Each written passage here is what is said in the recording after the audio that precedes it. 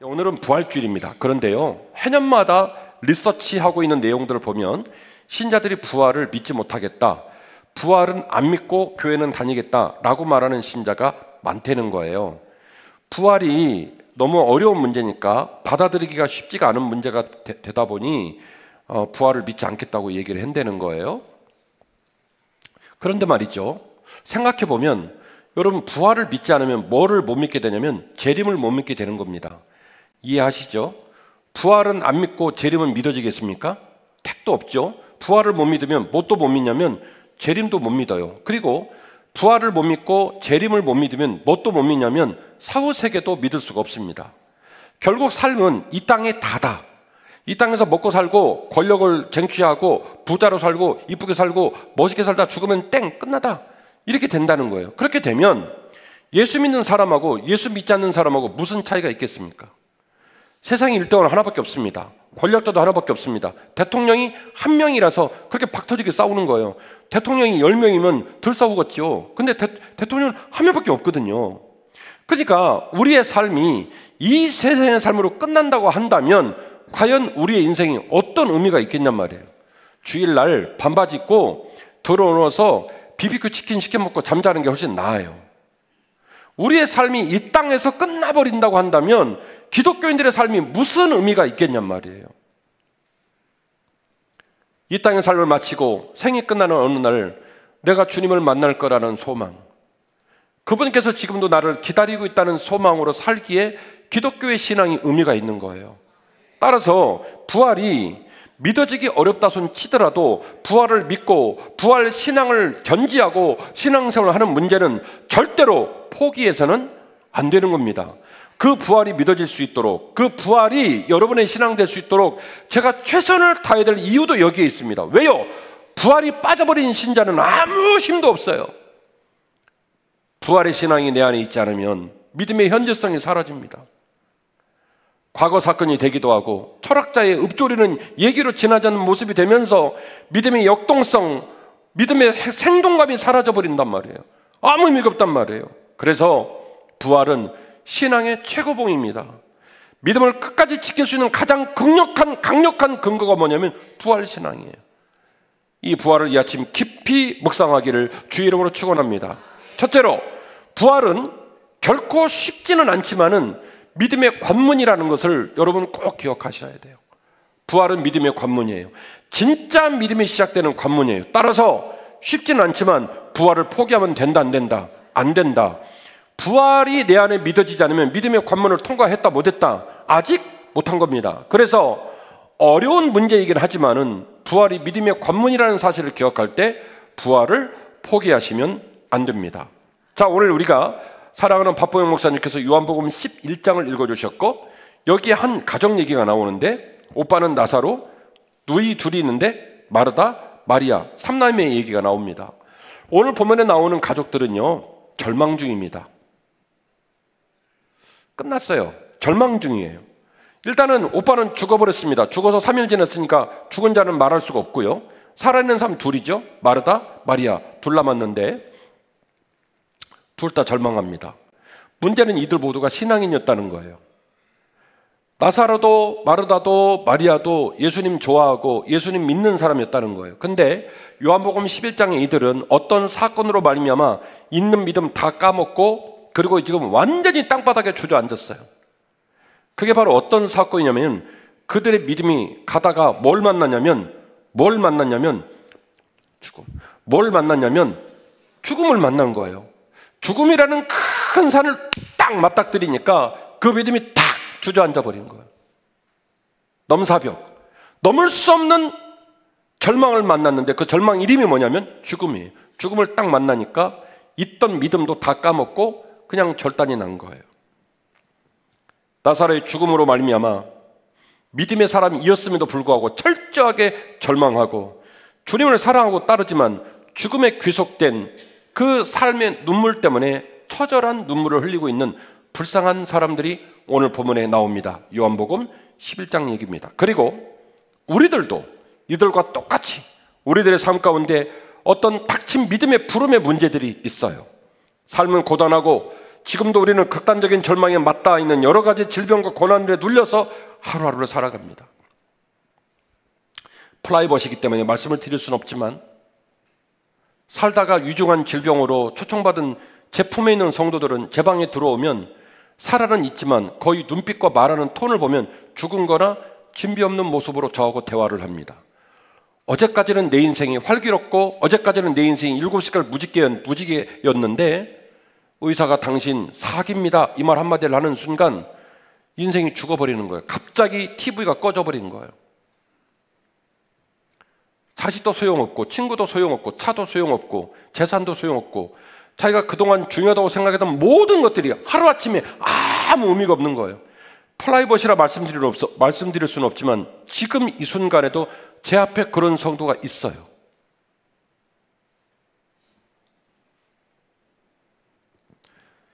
죽음 앞에 선 자는요, 어떤 인생의 영광을 드러낼 수가 없어요. 자녀를 양육하며 자녀 때문에 절망하기도 하고 직장과 사업장에 나가서 하루하루를 견디기가 너무너무 어려워서 사는 게 참 버겁다라는 생각을 할 때가 많습니다.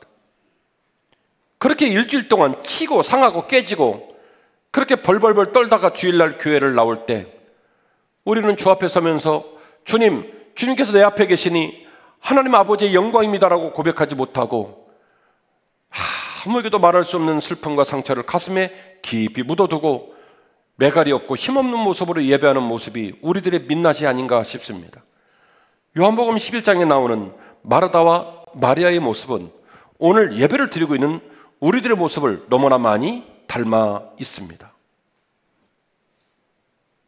부활은 결코 쉬운 믿음의 고백은 아닙니다만 그러나 그 부활을 믿지 못하면 그 부활이 제거돼 버린 기독교와 신자는 가장 불쌍하고 가장 의미 없는 종교 행위에 지나지 않아요.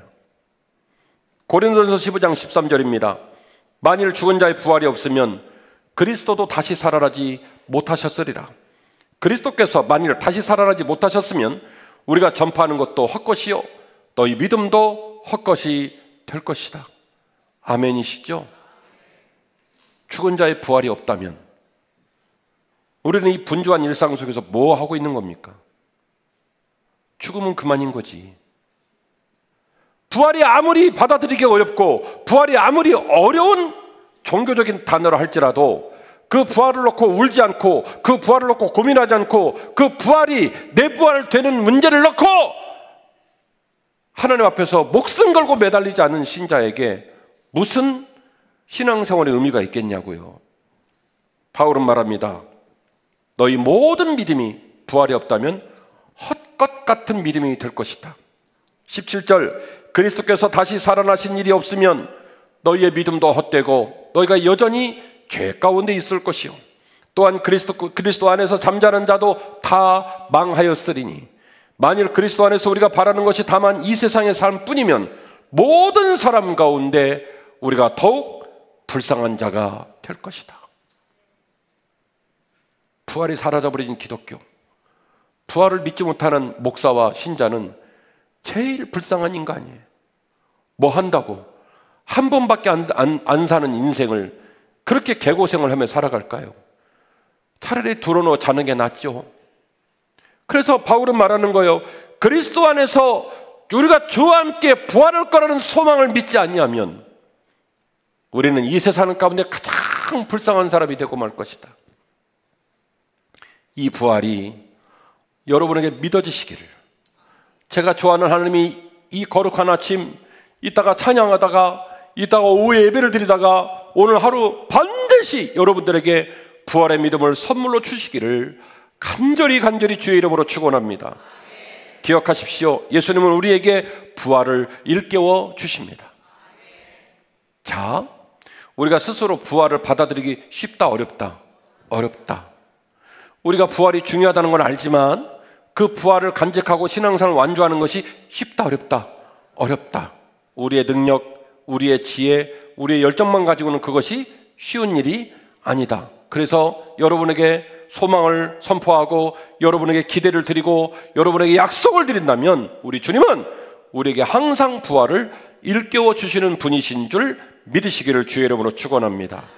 자, 오늘 본문의 말씀 요한복음 11장을 읽으셨는데 요한복음 11장에 나오는 이 집은요, 지금 아주 엉망진창이에요. 오빠는 죽었고 동생들은 울고 있고, 그러니 이 집안에 무슨 행복이 있고 무슨 풍요로움이 있고 무슨 가치가 있겠어요?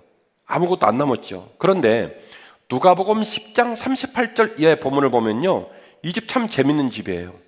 주님께서 전도 여행을 하다가 베다니를 지나게 됐는데 주님께서 베다니 집에 어디로 들어가냐면 나사로의 집에 들어갑니다. 그 말은 주님이 나사로 집안 식구들을 사랑했다, 사랑했다, 사랑했다, 믿었다, 믿었다, 믿었다, 기대했다, 기대했다, 기대했다. 아이고, 오늘 찬양도 예쁘다. 주님께서 베다니를 들어가실 때 나사로의 집을 갔다는 얘기는요, 나사로의 집 식구들하고 심리학 용어로 라포가 형성이 된 거예요. 사랑하고 사랑을 받고 믿고 그리고 가깝고 신뢰하고 이런 정서적 교감, 라포가 있다는 얘기예요. 그러니까 나사로 집을 들어갔죠. 아니나 다를까 들어가니까요, 마리아 동생이 가서 주님 아멘 아멘 할렐루야 아멘 이러면서 주님이 설교를 하는데 막 너무 주님만을 흡족하게 하는 거예요. 여기처럼 막 아멘 할렐루야 막 이러면서 막 과도한 리액션. 주님이 얼마나 기분이 좋겠어요. 그런데 마르다 언니는요, 그 와중에 주방에서 음식 마느라 정신이 없어요. 한우 2플러스 지금 소고기 숯불에 굽고 있고, 한쪽은 또 돼지 두루치기 만들고 있고, 한쪽은 또 계란말이 좀 덜덜 말고 있고, 한쪽은 잡채하고 있고, 막 너무 분주한 거예요. 그래갖고 그년이 미워. 누구요? 여동생. 아니 좀 와서 좀 도와주지. 주님 아멘 주여 할렐루야 주여 아멘 이러고 있는 거예요.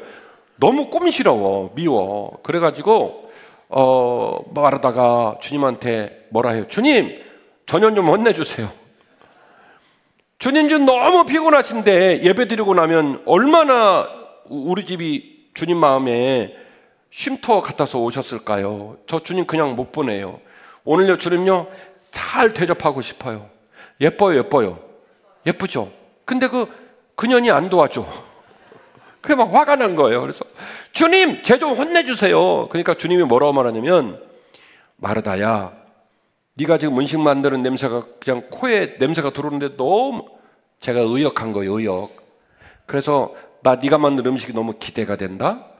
예배 드리고 나서 밥 먹을 생각하니까 막 힘이 나. 고마워. 그러니까 허든 거 열심히 해.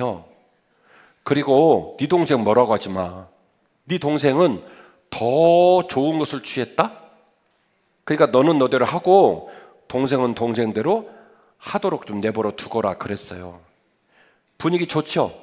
그러니까 예수님하고 나사로 집 식구들이요 상당히 가까웠고, 그리고 굉장히 믿음의 이야기가 생동감 있고 행복했던 그런 집이에요. 그런데 나사로의 죽음 사건으로 말미암아 이 집이 절단이 나버립니다. 나사로가 죽어버렸어요. 그러니까 이 집에는 소망이 없죠. 그러니까 막 동생들을 울고 보고 난리가 난 거고, 이 집 사람들을 위로하려고 주변에 있는 유대인들이 많이 이 집으로 방문을 하러 와요. 사람들이 좀 많아요.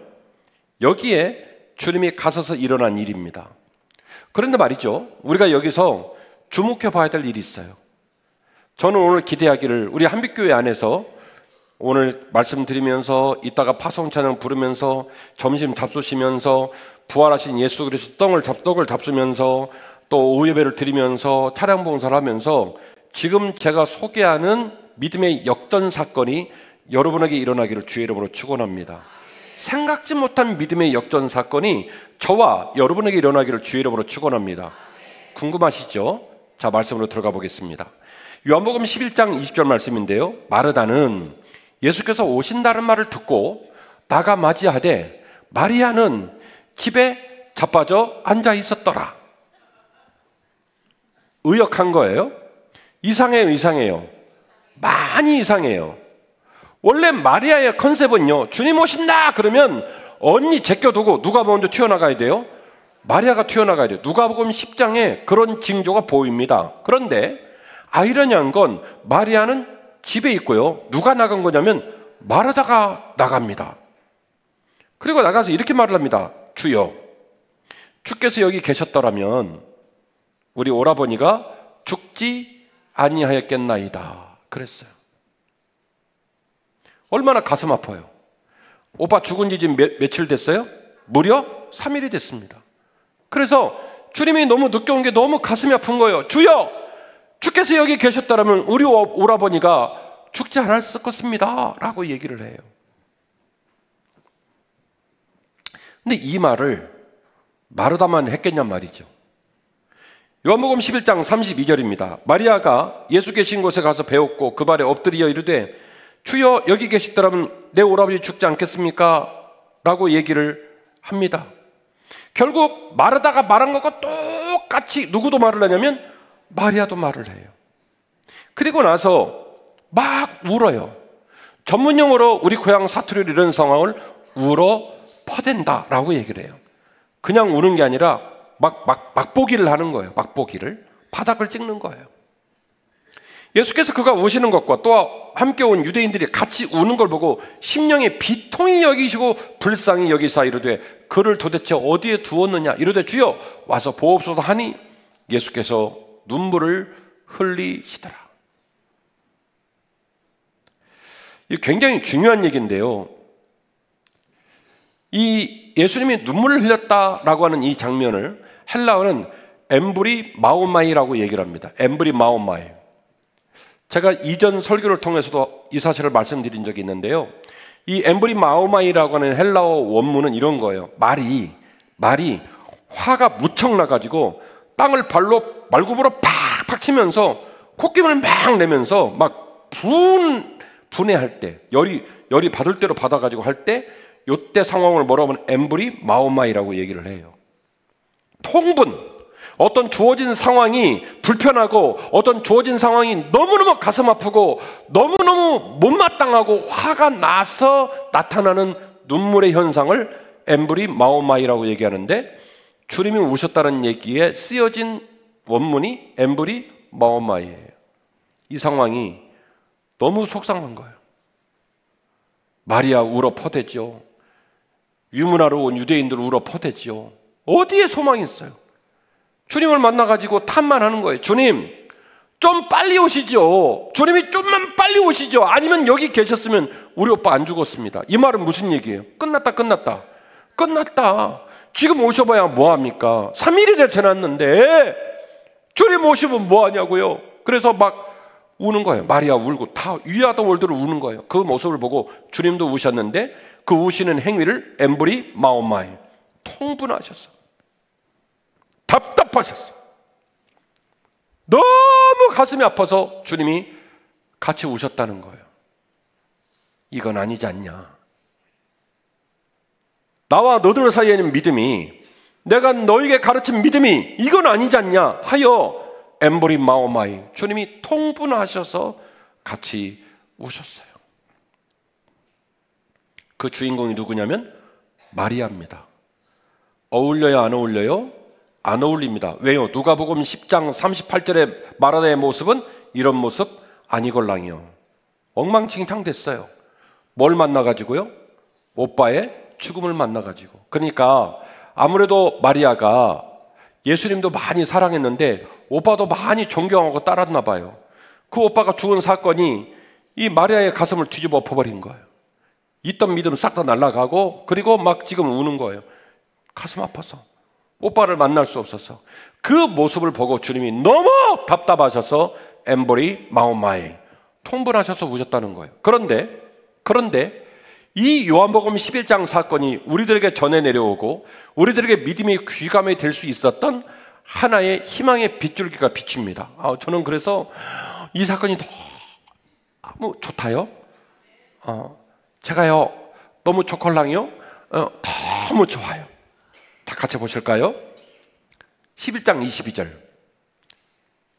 여기 볼펜을 들고 필기를 하시는 분은 11장 22절에 박스를 씌우시고 별표를 7개를 하세요.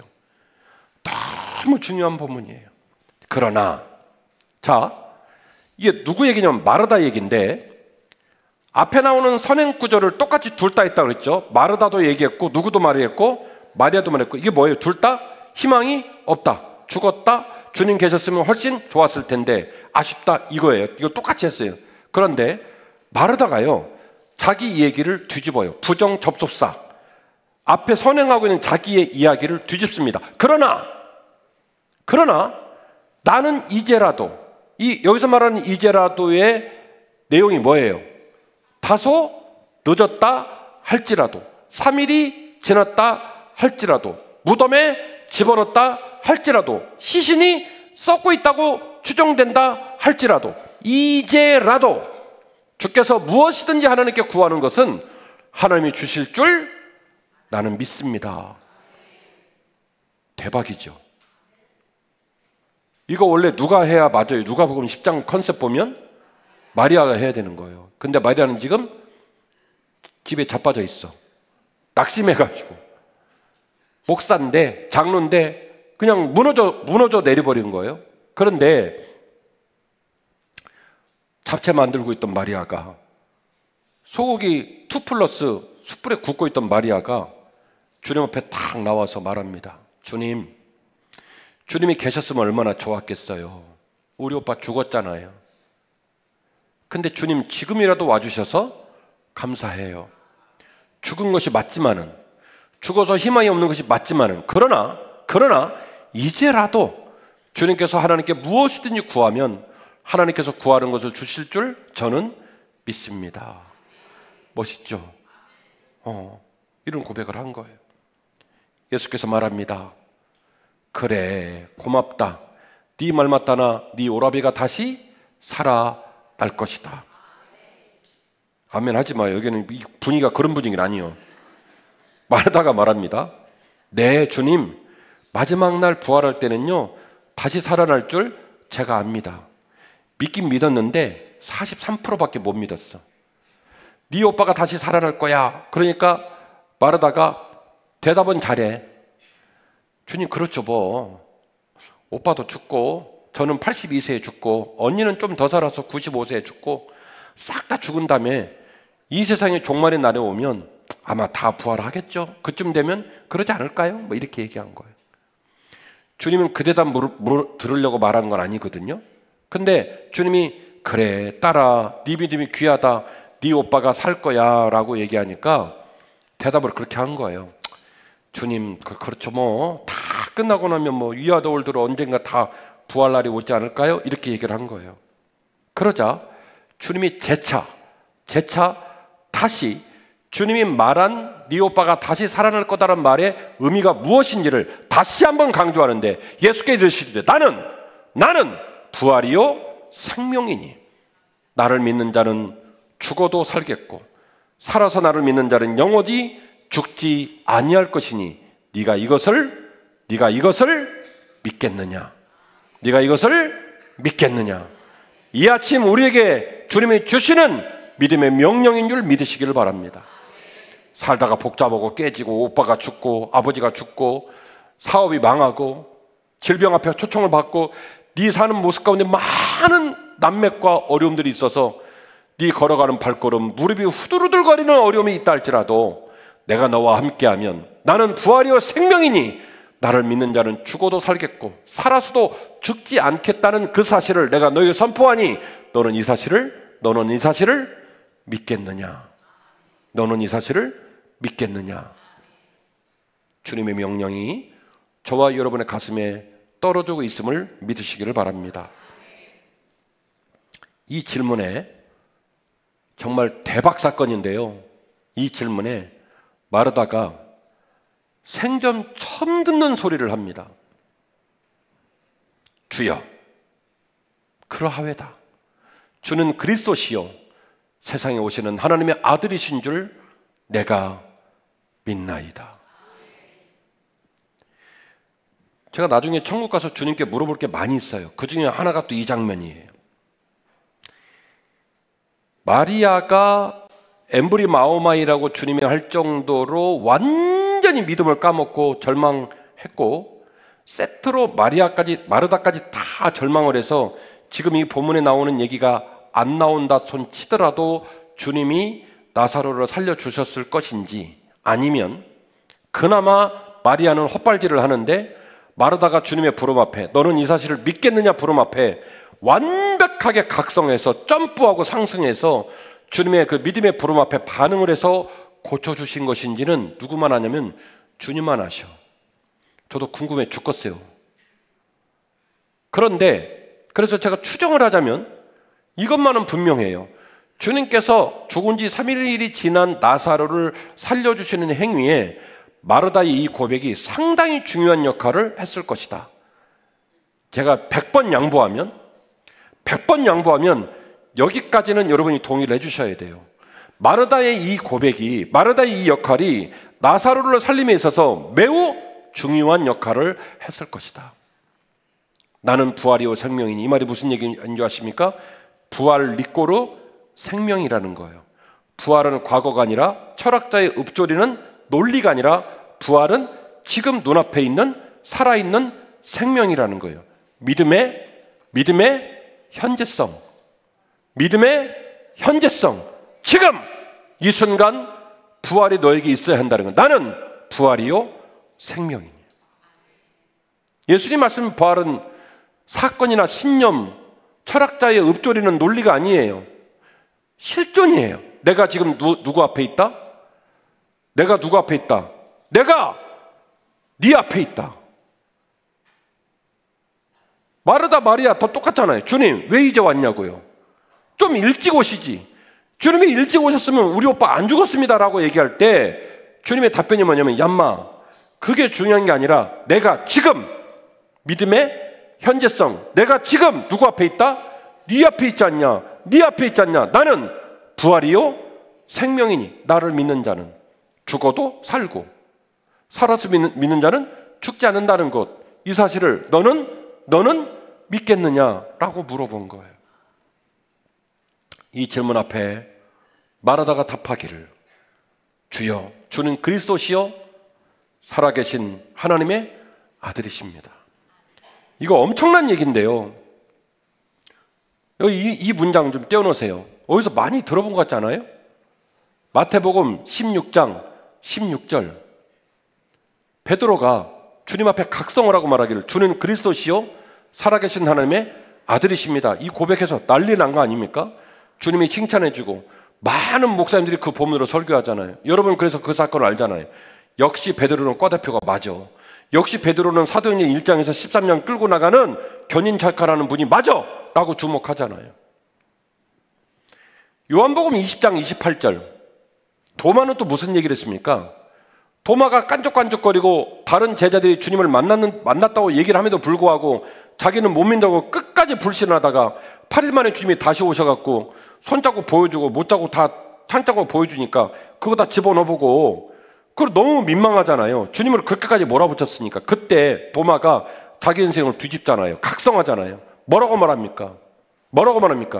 나의 주, 나의 하나님이십니다. 베드로 말고, 마리아 말고, 주님은 이제 오늘 이후로는 주님은 나의 주, 나의 하나님이십니다. 그래서 마태복음 16장 16절의 베드로의 고백과 요한복음 20장 28절의 도마의 고백이 같은 격에 있는 거예요. 주님을 각성한 거예요. 그런데 많은 역사의 흐름 가운데 목회자들과 성도들에게서 주목받지 못한 숨겨진 이야기가 오늘 우리에게 너무 의미 있게 다가오는 거예요.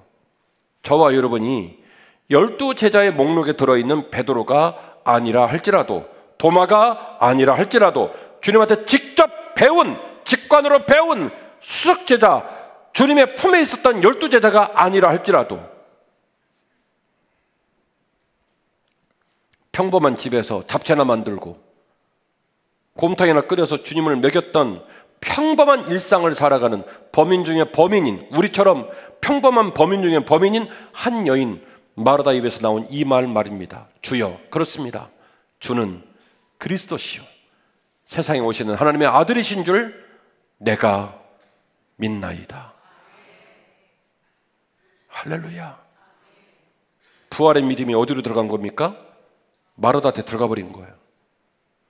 예수님 오시기 전에는 마르다도 못 믿고 마리아도 못 믿고 다 못 믿은 거예요.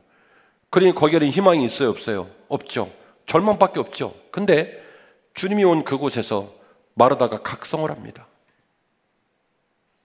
그러나 주님, 그런다 할지라도 좀 늦었다 할지라도, 그럼에도 불구하고 이제라도 주님께서 하늘에 계신 아버지께 뭘 구하면 그 구하는 것이 이루어질 줄 저는 믿습니다.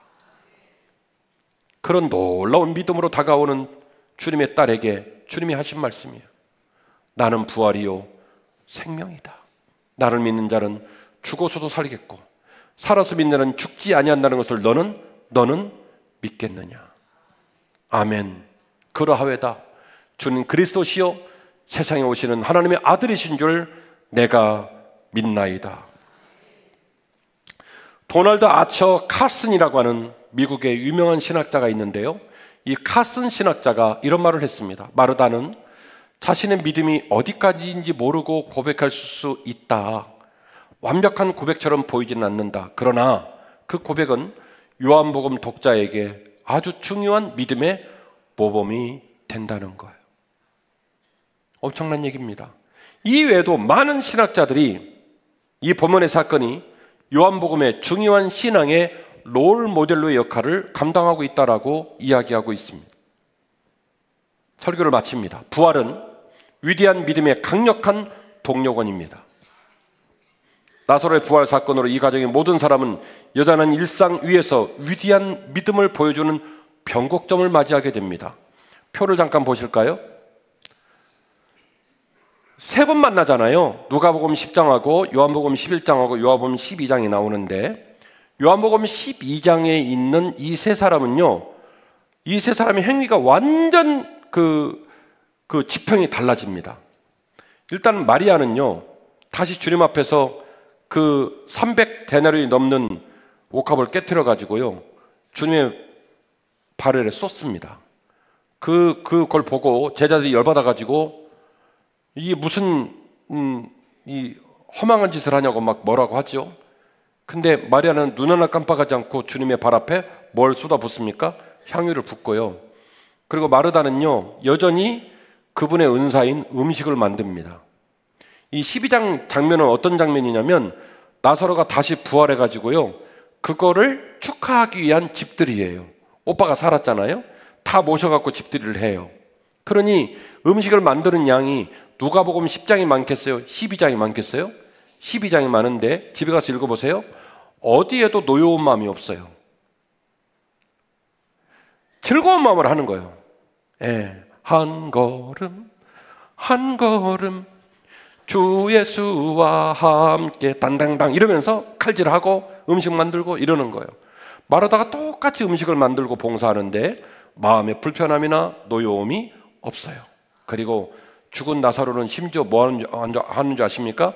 제자들의 반열에 앉아서 주의 말씀을 듣습니다. 그러면 안 되걸랑요. 왜냐하면 앞뒤를 읽어보시면 나사로가 살은 사건으로 유대 지도자들이 열받아가지고 다시 나사로를 죽여버리려고 해요. 도망가야 되거든요. 바깥으로 드러나면 돼야 안 돼요? 안 되거든요. 근데요, 나사로는 제자들의 반열에 앉아있고 마르다는 기쁨으로 음식을 만들고 마리아는 향유를 부어요. 대박이죠? 다 살아난 거예요. 담임 목사 살아나고 할렐루야 살아나고 챔버 살아나고 1분단, 2분단, 3분단, 4분단, 중삼층 다 살아나고 영유아부, 어린이부, 청소년부, 제2청년부, 에스더셀, 다윗셀, 장로님, 목회자 다 살아난 거예요. 할렐루야, 할렐루야. 어떤 사건을 통해서? 부활을 경험하고 나니까. 누가복음 10장에서 11장으로 넘어오면서 부활을 경험하고 나니까 엎드려 울었다. 엠브리오 마우마이. 막 통분하는 심각한 상황 속에서 부활을 경험하고 나니까 이들 모두가 완벽한 믿음의 사람으로 변화되어집니다. 부활은 생각이나 관념이 아닙니다. 또한 부활은 과거의 추억이 아닙니다. 부활은 실존을 바꾸는 주님의 부름이며 우리는 반응하고 결단하며 부활의 주인공이 될 수 있습니다. 저와 여러분이 이 역사의 폭판에서 부활의 주인공 되시기를 주의 이름으로 축원합니다. 주님, 오늘 하루 저에게 부활의 믿음을 허락하여 주옵소서. 네가 나를 믿느냐라고 질문했을 때 마르다가 그 어마어마한 믿음의 고백으로, 그러니까 누구하고 지금 지평이 같아요? 베드로하고 같은 지평, 도마하고 같은 지평에 그 놀라운 고백을 했던 것처럼 얼마든지 뒤집을 수 있어요. 제자가 아니어도 좋아요. 엊그제 예수 믿어도 좋아요.